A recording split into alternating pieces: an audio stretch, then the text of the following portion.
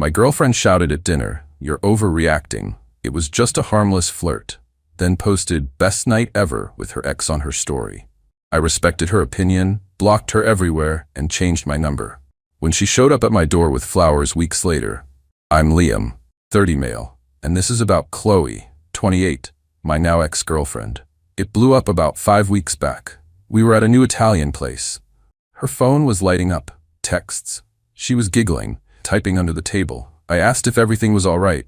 "Yeah, just Zara being Zara," she said, not looking up. Zara's her dramatic best friend. Plausible. Then her phone rang. She glanced, weird smile, declined. "Sorry, just ignore it." Gut feeling? Screaming. Later, while she was in the restroom, her phone buzzed. Screen up. Message preview. Marcus, her ex. The one she'd called a truly awful person she never wanted to see again. The heart emoji was a choice. When she returned, I asked, "So Marcus is Zara now?" She froze. "What are you talking about?" "His name, on your phone. Marcus. With a heart."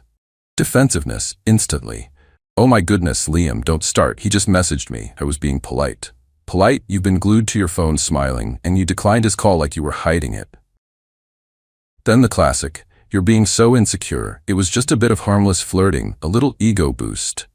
Goodness, you can be so controlling sometimes. Harmless flirting, on our date. The argument escalated. My voice stayed level. Hers got shrill. "You're overreacting," she whisper-shouted. "It was nothing. You're ruining our dinner." I looked at her. Cold clarity hit me. "Am I? Or did you ruin it before the appetizers?" She huffed, threw her napkin down. "I'm going home. I can't deal with this jealousy." Stormed out, left me with the bill. I paid, walked home. Was I overreacting? Then I opened Instagram. Habit. Chloe's story, posted during our dinner or just after. A picture. Her and Marcus. Arms around each other, big grins in a bar near her place. Caption, "Best night ever." So good to reconnect with this one, Feds Known's New Beginnings. Harmless Flirt was a full-blown reunion. Something snapped. Quiet, cold, a decision. Screenshotted the story, emailed it to myself. Contacts, Chloe, blocked. WhatsApp, Chloe blocked. Instagram, Chloe blocked. Facebook, Chloe, blocked. Everywhere. Her number, deleted. Powered off my phone, snapped the SIM. Next morning, new number. Only for family and close friends. Strict instructions not to share. Locks changed that afternoon. I respected her opinion. If her night with Marcus was better, she could have it. The silence was clean. The first few days were rough. The apartment felt huge and quiet. But no more wondering if I was the crazy one. She showed me who she was. I believed her. 3 weeks passed. Life was normal-ish. Then my doorbell rang. I wasn't expecting anyone. Peephole. Chloe. Holding a ridiculously large bouquet of lilies, my least favorite flower, knows I'm allergic, and a strained, teary expression. Here we go. Update Chloe at my door. Looking like she'd rehearsed a movie apology. The lilies, a masterclass in cluelessness. I opened the door, chain on. Her face lit up, then fell at the chain. "Liam, oh my goodness, finally!" She pushed the flowers forward. "Can I come in, please?" "No," I said. Calm. Her smile faltered. "No, Liam, please. I've been going out of my mind. Your phone's disconnected. You're not online." Internal thought. Something terrible did happen, Chloe. You. "I changed my number," I said, "and I'm fine." But why, without telling me? Genuine bewilderment. The entitlement was already thick. "I took your words to heart, Chloe," I explained. "You said I was overreacting, that you were having the best night ever with Marcus. I figured you'd prefer to continue without my overreacting presence." The flowers drooped. "That picture? Liam, it wasn't what it looked like." "Oh. Looked like you with your ex, captioned 'Best night ever' and 'New beginnings' after you stormed out of our dinner. What part did I miss?" She huffed. "Okay, maybe the timing of the post was bad. I was just excited. He's history." The heart emoji next to his name suggested active history. "You went through my phone?" "A lie. I saw the preview. Didn't need to. You broadcast your new beginning. My friend saw it too, thought it was more than harmless." Tears. Real, maybe? "Liam, I messed up, okay? I was angry, stupid, but to just cut me off? Like I meant nothing." Victim card. "You showed me what I meant," I said. "I adjusted my perspective." "But I love you," she cried. "Don't I deserve a chance to explain, to apologize?" The old me might have caved, but that Instagram post, my shield. An explanation for what, Chloe? The harmless flirt you defended? Or the best night ever you advertised?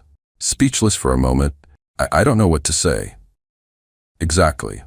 So that's it? she whispered. Everything we had, you're throwing it away for one stupid mistake? One mistake? I almost laughed. The dinner, lies, gaslighting, storming out, ex-meetup, sap, social media post. A series of choices, Chloe. You set us on fire and posted pictures, dancing around the flames. I just declined to be burned. I reached for the door. You should go. Liam, no. Wait. Tried to stick her foot in the door. Chain held. I bought these for you, lilies, don't you remember? I remembered telling her I was allergic, multiple times. She'd twisted a sentimental comment about my grandmother's garden into me loving them. These flowers weren't an apology. They were a monument to her not listening. I remember I'm allergic. Perfect symbol, actually. Grand gesture. Misses the mark because you never paid attention. Her face fell. That hit her. I'm sorry, she said, small. I just want us to go back. Not possible. That us wasn't real. Please go. I closed the door, deadbolted it. Heard her outside for a few minutes. A sniffle, then retreating footsteps. The flowers were on my doorstep an hour later. Left them there. Property management cleared them by morning. It wasn't easy. Seeing her churn things up, but underneath, resolve. This was self-preservation. I thought that might be the end. Spoiler, it wasn't. Update. After the flower offensive failed, a week of silence. Maybe she got the message. Wrong. The next wave. Mutual friends. Maya. Hey Liam, you okay? Chloe's really torn up. Misunderstanding? Me? Not much of one. More clarification on her part. I'm all right. Friend. Chloe called a wreck. Says you won't talk. What's the deal? Me. She chose her ex, called it best night ever. I respected her preference. Straightforward. They backed off, but messages from Chloe relayed through them kept coming. She wants her stuff. She needs to talk. Urgent. She says you're being cruel.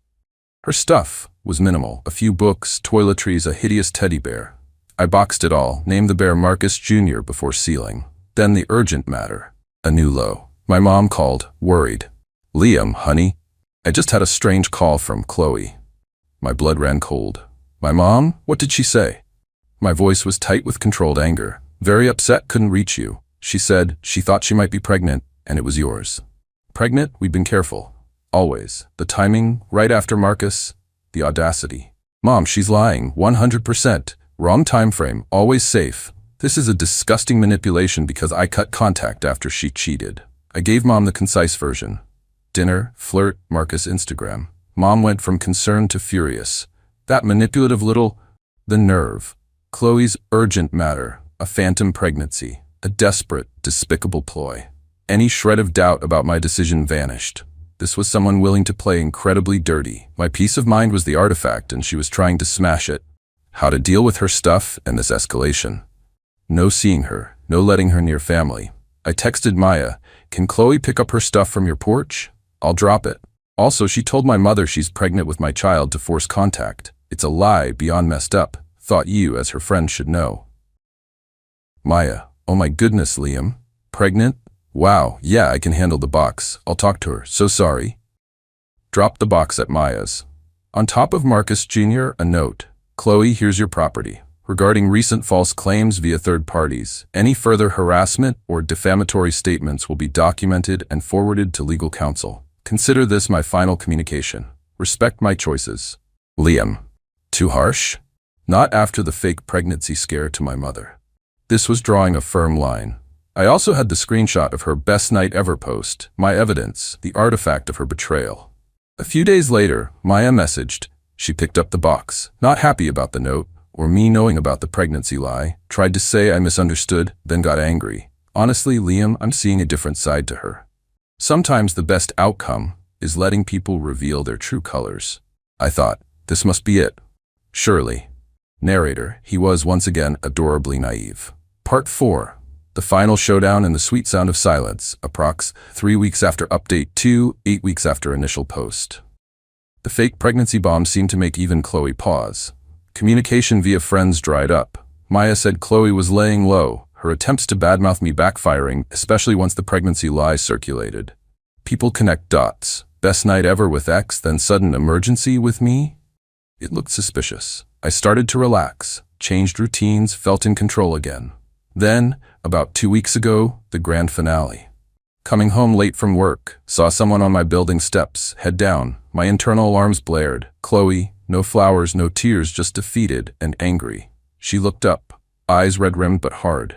Liam, Chloe, you're not supposed to be here. She stood. We need to talk, for real. Nothing to talk about. I started to walk past. She blocked me. No, you owe me this. After everything.